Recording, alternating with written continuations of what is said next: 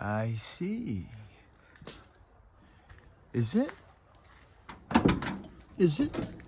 Could it be? Friends, could it actually be?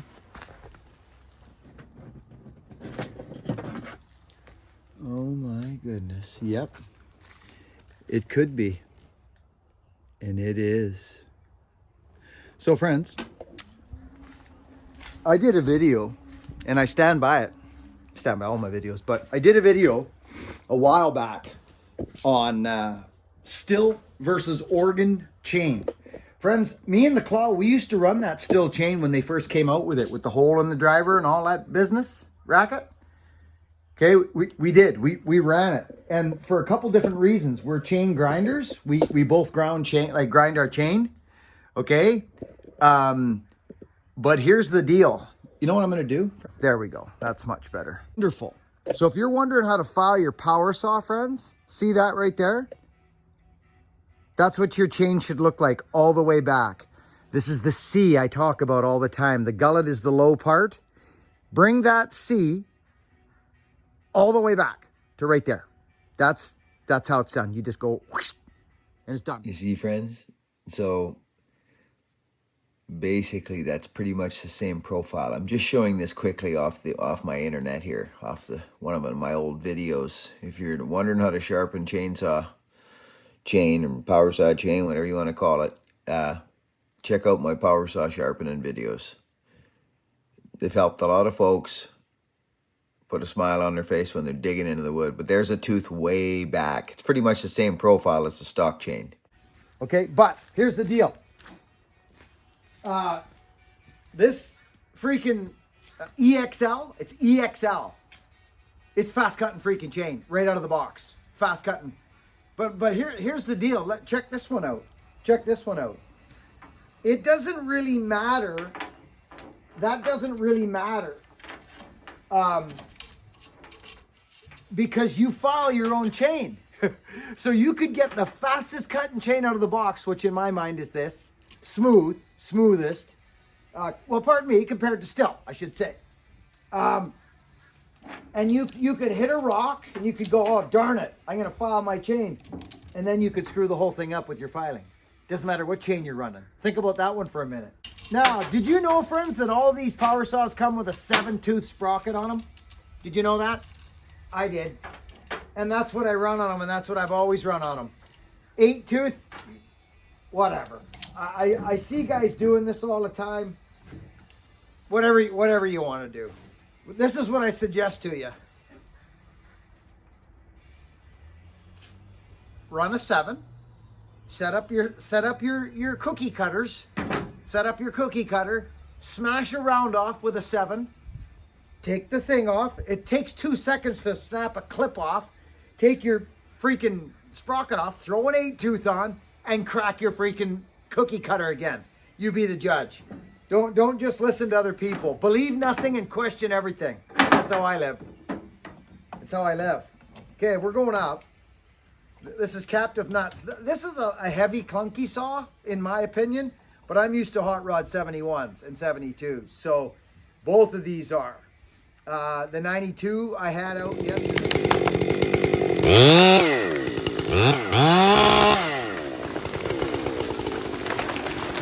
The 592, I could bring it again. I guess I will bring it again.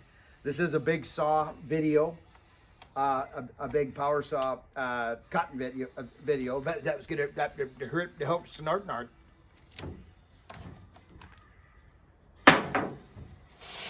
Listen to that. That's when you know you got a new chain on.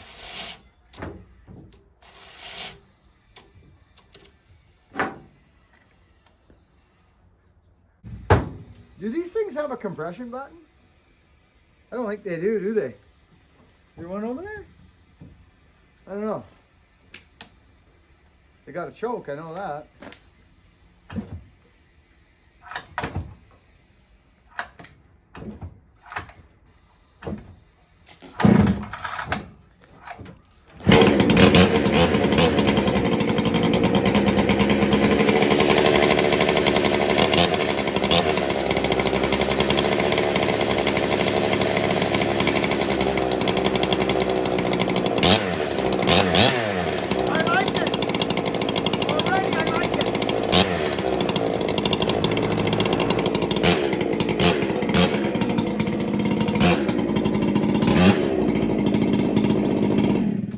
like it already.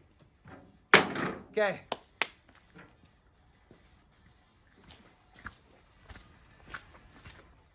Well, friends, it's Big Power Saw Day. 592 from Donnie Walker, brand new Husky. It's been out in the bush. It's had a broken case already down on our dryland sort. Who knows, could have got run over. Don't. He got it back, he fixed it up, he put a new crankcase in it, or bottom crank. He put wrap on it and said, Buckin, run this thing stock. The only thing it's got not stock is a little pumper muffler there. That's it. This, apparently, I believe is a Walkerized. It is Walkerized 7310 Echo, CS Echo. It's been in the bush, apparently one of the older fallers. Guys probably run every saw into the sun. He was raving about it. Now, I fired this saw back at the house, friends, and it actually feels good in the hands. The anti-vibe felt smooth. You can feel that right away. Anyway, so we brought the big home light too. We got to have some nostalgia in there, and a 125. I'll see you up at the big cedar log. I'm just gonna take one up, cut it, or cut with it, come back down, swap out, because it's quite a ways up there. I'll see you up there. All right, there she be. It's a big cedar. People aren't gonna like this, but this man has no mill. He has no need for a mill. He has no need for a horrible mess left from the milling, which is the end cuts, all the sawdust, the production. He's in the complete forest here. It's his. He loves it here. A lot of the cedars are dying. There's things that can get you here, like that alder snag can get you. Things can get you. Look at the cedars. They're all croaking, all of them. And it's kind of a shame. Everyone, all these ones are dead, which is actually kind of sad, because this was big wood.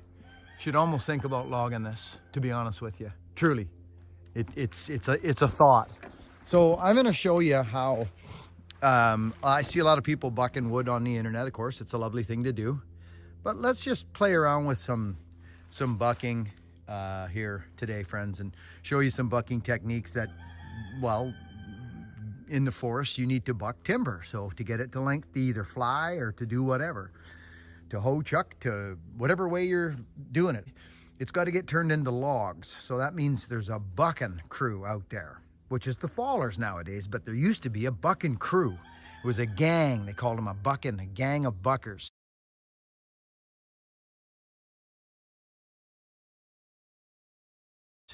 Used to be one guy when they started out. Then they started getting 2- and 3-man bucking gangs. And yeah, if you're ever interested in the old logging jargon, you should read it. It's pretty cool. So friends, people ask me all the time, what's the high side and what's the low side? I hear you talking about it all the time, bucking. Well, it is very simple. It's the low side of the ground and the high side of the ground. And then there's a low side of the tree as well. If the tree's leaning like this, what do you think the low side is? I'll leave it in the comments. Your left or your right? Friends, good evening. Saturday night. Again, a little later video tonight, but I'm going to slap it up for you. I'm into that big cedar now, and I've got, as you saw, well, you're going to see, we're going to crack into this Echo 7910. It's ported. It's a Walker 7910. There's also Home Light and the Mac, but we're not going to get into that obviously right now. We might, we'll see. We'll see how the video goes, but I want to get you guys up something tonight around dinner time or after dinner time, and I hope you enjoy it. I hope you're enjoying it, because it is that time now. This saw is lovely. It is. It's lovely. I quite like it. It's not super strong, but it is very smooth. It's a little heavy and clunkier than what I'm used to, but very adequate. Very adequate. Nothing wrong with this thing at all. But when you look at the price difference, you know, a couple $100, it's like, well, if you're buying an $800 or $900 saw or whatever it costs, I mean, well, then it's $1,000 or $1,100 or $1,200. I mean, what's it? You know what I mean? It's that's up to the individual. But Echo, make good stuff. I've said it for years, and I wanted to give it a shot. Donnie gave me a saw and said, "Buckin, give this a run. I want you to tell me what you think." So that's what we're doing. So this is a big Cedar. I'm doing a bit of bucking stuff here tonight too, friends. Like a lot of people don't get into the bigger bucks, but just watch what we do here. We'll have some fun and give this a run. I hope you're enjoying yourselves tonight. Hope you're close to your families and your home is full of love. I'll catch you on the next video. See you in a bit. Friends, this is today. I went over to Vancouver to pick up a set of vintage boots, actually. And these are some humpbacks. That's beautiful. I'm on a bit of a boot journey. But these are the humpbacks and some porpoises we've been watching today. They were everywhere today on the ferry. Like, probably beautiful? 50. Porpoises. So cool.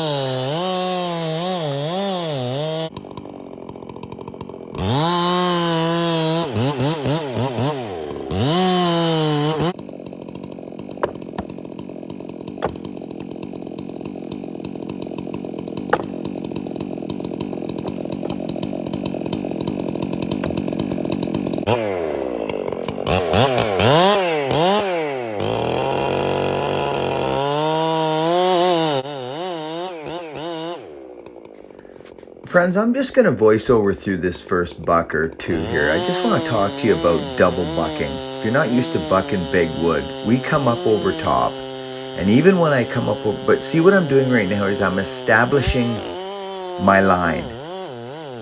Usually I'll come right up over top and go, but sometimes depending on the flares and depending on this and that, I'll establish my buck first. It's a big log. So you'll notice what I'm doing. I'm coming up over top now. There I go there. Now I'm up over top. But before I did that, I established a pretty good buck in the top of the log. But now I know that this log is so big that if I go stand up on the log and go right over, I'm still not going to reach the bottom of the wood, which is the most dangerous part of the log on a hillside, is the low side. So this is what I'm doing here. I go in and I come back up and I'm in my buck. I talk about staying on my buck because you can double buck, and in the bush, if you double buck, your log's not going to break and it's going to be a problem and you can get pinched. So I'm going right to the bottom here. So now I've just gone and I've taken out the bottom. Now watch when I come back over to the high side. I get asked these questions all the time. Look at this now. Boom. My buck is established. All that wood is gone. Now I'm just hanging out on the high side and I'm going to finish up the high side. So watch as I buck this log. Watch some of the things I do here. There is a method to the madness. Usually I don't establish a buck like I did when I first started bucking here, depending on flares and cylinder. And see how it's just moving a bit there? I may even come over and check that bottom side again. I forget what I do here, but yeah. So here I go. I'm starting my second buck. So now that I'm kind of out of that flare, I find a way up. I stand up on that log there and I get up. And this is a normal scenario. This is what we do a lot of the time. We just get up on that log and we go over the top. See, this is what we do. We establish our buck. We're getting the low side first. See? So I'll just keep moving that power saw up and over. See that? So I'm trying to get to the bottom of the log because it's not breaking if I don't get that bottom wood. It's just not going to break. So here I come up now. And here's where I stay on my buck. You can still double cut here, believe it or not. If you come up over like that and you're not staying on your buck, which basically means keep your saw on the wood, you will double cut. And you'll wonder when you think you're finished and it's not breaking, well, you've double cut. So just stay on the buck. That's what that That's what I use anyways, the terminology I use. Stay on your buck. So it's important to leave wood on the high side if you're gonna go back down to that low side. Don't finish that high side off if you know you gotta go back down there. So that's why we go there first, friends. Go to the low side first. Go to the scariest spot first. Get that wood. This isn't a massive log, but it's 4.5 foot. So I've left wood on the high side. I'm gonna come down here and I'm gonna have a peek. And I think I actually start my next cut here on the low side, if I'm not mistaken. Let's take a look at what I do. I kind of forget.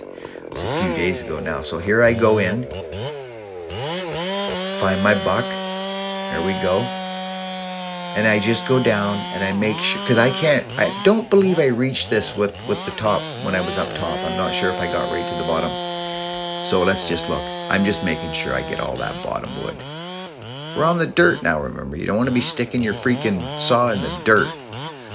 So there we go. Low side's done. And I go over.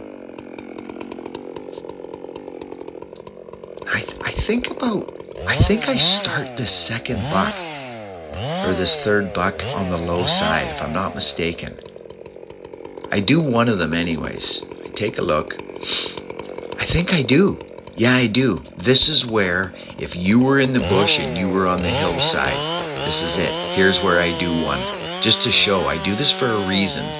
If this was a massive log and you were on a steep grade, this is how I would buck this. I would come over. There I'm just establishing my buck so that when I go over back to the high side, I've got a reference to join into. Does that make sense, friends?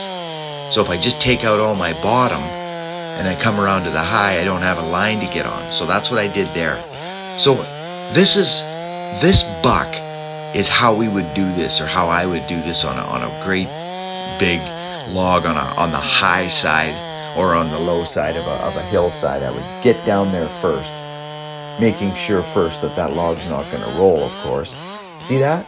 I just got all my low wood, every last bit of it, and I'll go right to the ground so that I know. See, now I'm out of there, and there's that. Oh, here we go. I'm talking now. So on a job like this, friends, I can keep coming over the top, or sometimes you just grab the bottom side, but go over top. Make sure you can line up when you get over top, right?